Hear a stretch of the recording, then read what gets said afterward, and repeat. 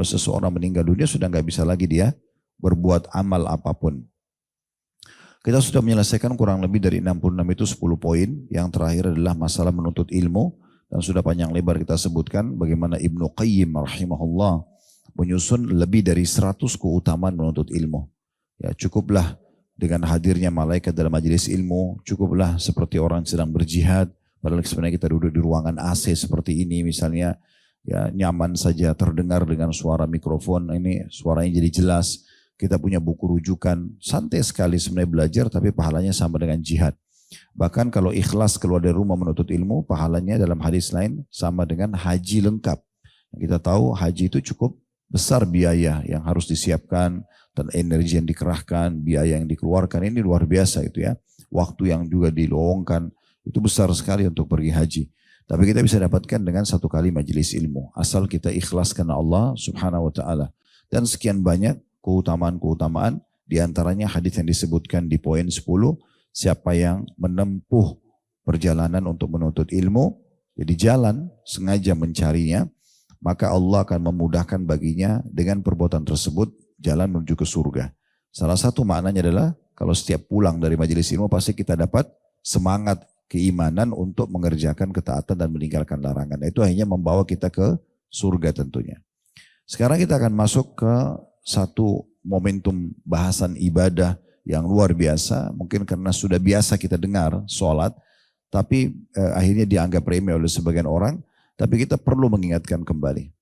Berbicara masalah poin 11 ini, amalan pembuka pintu surga atau nanti pembawa derajat ini ke surga adalah mengerjakan sholat-sholat fardu dan sunnah. Di sini digabungkan semuanya, sholat fardu dan sholat sunnah. Nah, mungkin kita mulai menjelaskan dulu satu-satunya ibadah. Tidak ada ibadah yang sama dengan ini, di mana Allah subhanahu wa ta'ala memberikannya kepada Nabi Muhammad SAW di langit. Semua Nabi SAW terima di bumi, kecuali ibadah ini, yaitu sholat. Ya. Kalau jihad, bakti sama orang tua, zikir, membaca Al-Quran, dan segala macam hal. Semua selain sholat, semuanya itu diterima oleh Nabi SAW sementara beliau ada di bumi ini. Ya.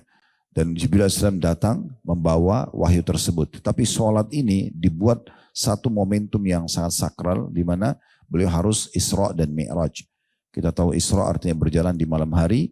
Beliau betul-betul secara fisik dan ruhnya, dua-duanya melakukan perjalanan tersebut.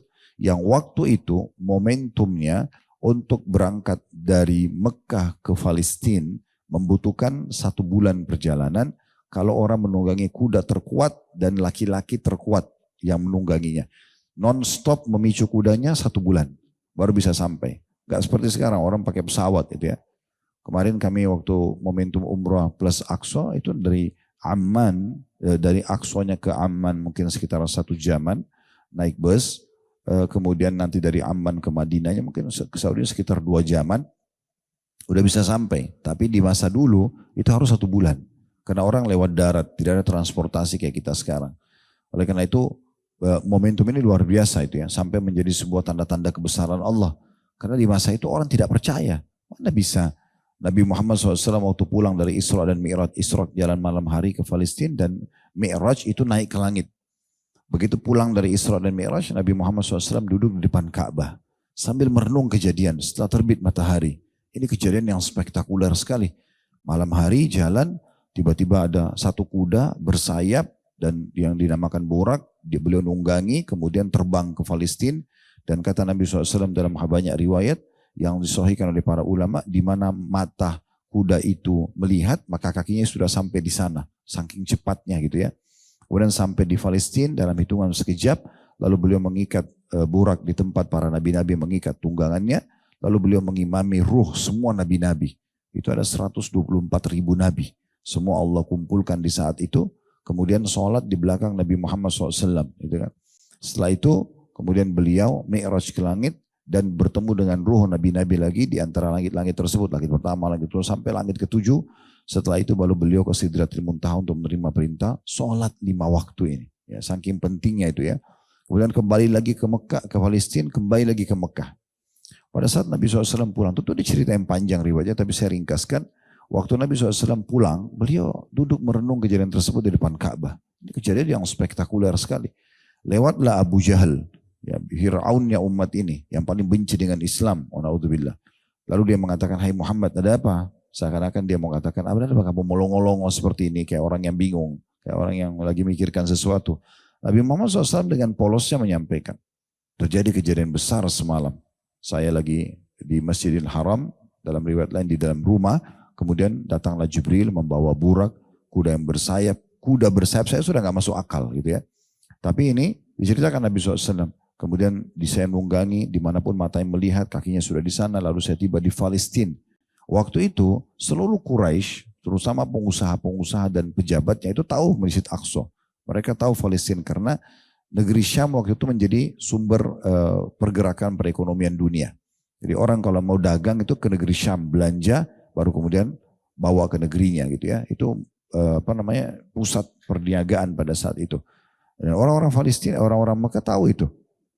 Ya Allah sebutkan rihlatash syita'i was-saif, perjalanan Quraisy di musim dingin dan musim panas itu salah satunya adalah ke Palestina ini. Maka kemudian beliau sallallahu alaihi wasallam menceritalah, saya ikat burak di masjid, di katanya para nabi-nabi mengikat saya mengimami seluruh nabi-nabi sholat, kemudian mi'raj ke langit. Ini betul-betul momentum yang biasa. Abu Jahal dengarin. Nah Abu Jahal ini karena kebetulan selalu mau mencari kesalahan Nabi Muhammad SAW, dia bukannya ambil pelajaran dari kejadian tersebut dan beriman. Dia malah mengatakan, hai Muhammad, kalau saya kumpulkan Quraisy, apakah kau akan ceritakan ini? Kata Nabi SAW, tentu saja. Ya. Maka Abu Jahal pun memegang tangan Nabi SAW naik ke satu bukit namanya Bukit Abi Kubais. Bukit Abi Kubais sekarang sudah tidak ada ya. Sudah masuk dalam perluasan Masjidil Haram. Tapi bukit itu dulu digunakan untuk informasi. Jadi kalau kita sekarang mungkin media, kalau zaman dulu itu di Mekah orang kalau mau sampaikan ada pasukan yang mau menyerang Mekah, ada satu tokoh masyarakat meninggal misalnya, maka ada orang yang diutus naik ke Bukit Abi Kubais lalu teriak-teriak dengan suara keras untuk memberikan informasi. Dan masyarakat bisa mendengar di bawah bukit itu karena tidak terlalu tinggi. Nah di situ tidak boleh sembarangan orang naik. Kalau ada sembarangan orang naik mungkin bisa dihukum mati. Kalau dia misalnya cuma jadikan momentum untuk main-main atau apa itu nggak bisa gitu. Nah, pada saat itu Abu Jahal memegang tangan Nabi SAW mengajak ke Bukit Abi Kubais lalu teriak-teriak. Ayo Quraisy kumpullah. Quraisy waktu lihat di atas Bukit Abi Kubais ada Abu Jahal pimpinan orang-orang kafir. Ada Nabi SAW, nabinya orang Islam gitu. Maka semua kumpul, orang muslim dan orang kafir kumpul. Mau mendengar. Maka Abu Jahal mengatakan, hai Quraisy dengarkanlah Muhammad akan cerita. Tujuannya dia bukan untuk menyebarkan berita Isra dan Mi'raj. Gitu ya.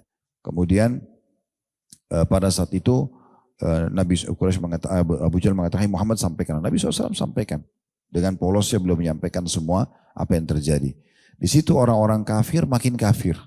Ya. Karena mereka nggak percaya. Nah, masuk akal. Ada kuda bersayap terbang ke Palestina.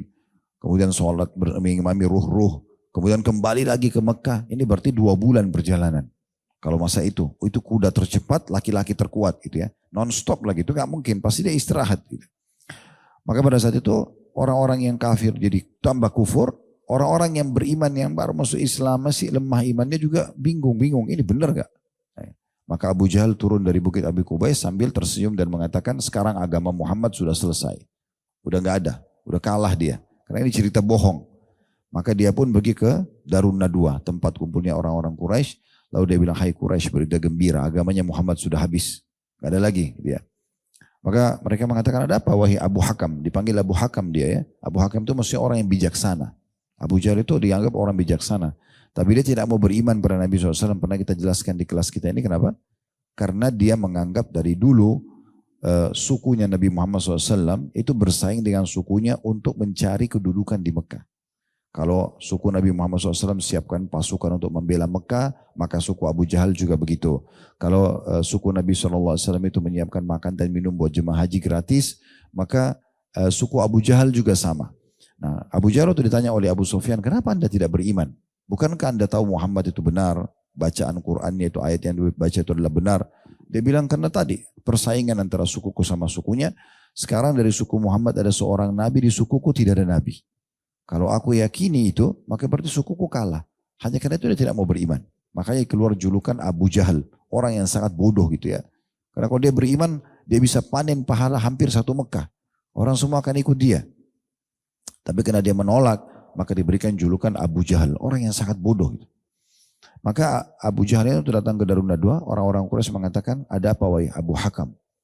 Dia ceritalah, Abu Jahal cerita tentang kejadian yang Nabi ceritakan. Jadi Abu Jahal tidak sadar, dia yang memasarkan dan dia yang menyebarkan berita Isra Mi'raj. Setelah itu Quraisy juga ragu. Maka kemudian Abu Jahal mengatakan, tinggal ada satu orang. Kalau satu orang ini kita bisa goyahkan imannya, maka akan habis agama Muhammad. Dicarilah Abu Bakar. Ini peran Abu Bakar adalah luar biasa dalam kejadian Isra Mi'raj. Yang tadinya orang tidak percaya, bisa jadi percaya. Abu Bakar yang membuat satu kota Mekah itu percaya pada saat itu. Bagaimana ceritanya? Abu Jahal pergi ke kebunnya Abu Bakar.